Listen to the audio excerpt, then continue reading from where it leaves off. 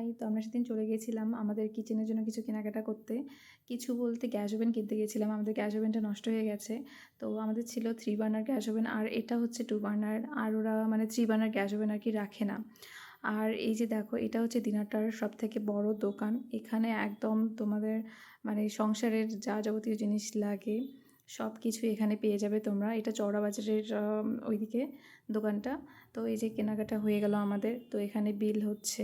এইখানে আমার দুর্গা মায়ের ছবিটাও খুব ভালো লেগেছে। আর আমাদের গ্যাস ওভেনটা কিন্তু কাচের ছিল। তারপর দেখো, চড়া বাজারে প্রচুর ভিড় চৈত্র সেলের, একদম ঢোকা যায় না বা বের হওয়া যায় না, খুবই বড় মুশকিল। যাই হোক, এরপর আমরা বাড়িতে আসলাম। এখন এটাকে সেট করা হবে। এদিকে দেখো, আমার মার একদম পছন্দ হয়নি, বলে এত ছোট ছোট, কারণ 3 বার্নারটা দেখতে দেখতে আমরা মানে অভ্যস্ত হয়ে গেছি বড় বড়। তো এটা আমারও বেশিটা ভালো লাগেনি আর কি। তো এর আগে আমরা অনলাইনে অর্ডার দিয়েছিলাম 3 বার্নার, বাট আমরা বাড়িতে ছিলাম না জন্য আমার মা মানে বলেছে যে ছোট, মানে আমরা দেখিনি ওই, তারপর আমরা রিটার্ন করে দিয়েছিলাম ওইটাকে। তো এরপর আমার মা স্যাটিসফাই হওয়ার জন্য কড়াই হাঁড়ি বসিয়ে দেখছিল যে ফাঁকা থাকে কি থাকে না, মানে লাগে নাকি লাগে কি না। তো তারপরে আবার বড় হাঁড়ি বসিয়ে দেখছিল, মানে ছোট হাঁড়ি বসিয়ে দেখলে হলো না, তখন বড়টা। যাই হোক, একটু অ্যাডজাস্ট হয়েছে। আর এটা কিন্তু ভীষণ ভারী ছিল, তবু আমার মা খুশি না এটাতে। আমারও ভালো লাগেনি, মানে আগেরটাই আমার খুব পছন্দ ছিল। আমার আগেরটা আমার বাবা এনেছিল। তো যাই হোক, কিছু করার নেই, এটাকেই চালাতে হবে। পছন্দ না বলতে আগেরটা তুলনায় মানে আর কি চলে আর কি। যাই হোক, এরপর এই যে সেট করা প্রায় কমপ্লিটের দিকে। তো আমার জিজু প্রচুর মানে আমার মা খাটিয়ে নিচ্ছিল। তো এগুলো সেট করা আমার বাবাই সেট করে, বাট আমার বাবা তো ছিল না তখন। যাই হোক, আমার জিজু সব সেট করে দিল। এদিকে আবার মা একটু জ্বালিয়ে দেখছিল। এটা যদিও অটোমেটিক নয়, আগেরটা আমাদের অটোমেটিক ছিল। নতুন জিনিস আনা হয়েছে, তাই একটু মিষ্টিমুখ করার পালা। মানে এটা মিষ্টিমুখ বলতে, আমরা যেদিনই ডিনারে যাই কেউ না কেউ মিষ্টি সন্দেশ নিয়ে আসি।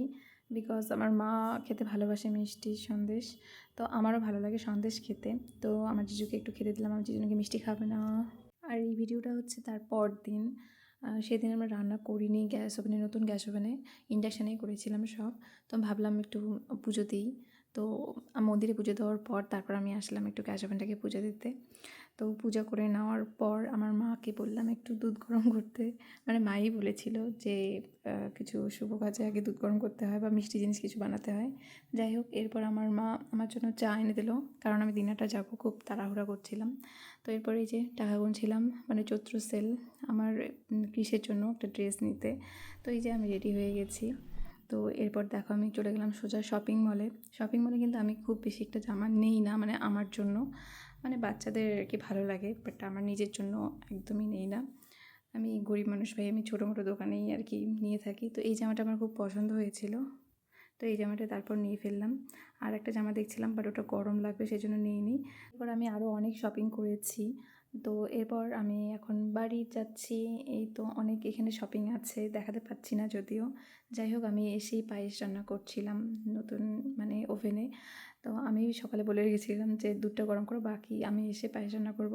তো যাই হোক, এই যে অনেকগুলো চিনি ঢাললাম, যেভাবে মিষ্টি ঢালে মানুষ, মধুর মিষ্টির কথা বলে সেরকম করে। আর সাথে একটু লুচিও বানাবো, মানে বানিয়েছিলাম আর কি। তো এই যে আমার পায়েস কমপ্লিট। তো ভিডিওটা ভালো লাগলে অবশ্যই লাইক দিও।